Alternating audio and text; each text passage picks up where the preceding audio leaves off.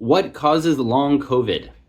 We are still not sure, but there is one experiment that gets us perhaps a little bit closer to an answer. This is from the article by Carissa Wong in Nature, What Causes Long COVID? Case builds for rogue antibodies. And so you probably know 10 to 20% of people who get COVID get some form of long COVID, which is really a lot and really bad. And three of the main hypotheses. One is that COVID viruses are lingering in your body and somehow that's continuing just a long illness that never quite ends. Another one is that it causes blood clots. There's a lot of microcapillary stuff going on, and that you have capillaries all over your body that are shrinking, and it's causing loss of oxygen to all these different places. And depending on your own system, that's why you get different types of symptoms depending on which organs your blood is getting blocked from. But then the last one is autoantibodies. And they're a lot what they sound like. You know what antibodies do? They're used to signal things to get attacked by your immune system, especially viruses and whatever is coming in.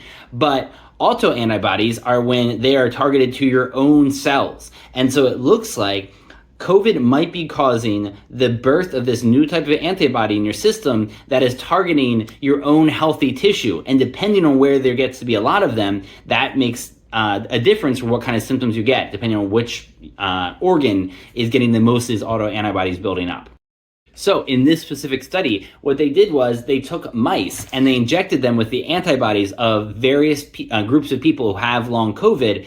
And what happened is, yes, indeed, they were more sensitive to pain. Their motor motion dropped drastically, and they had other symptoms of long COVID. So it seems like if you take the antibodies of someone with long COVID, the mice develop something similar to long.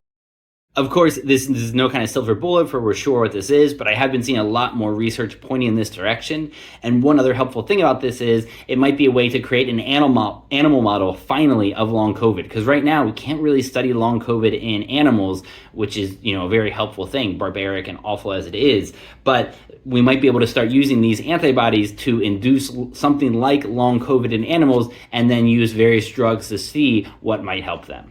So there's the latest, but I'll keep you informed as I see more interesting COVID and long COVID articles coming out, because it is a fascinating disease for all of its horribleness.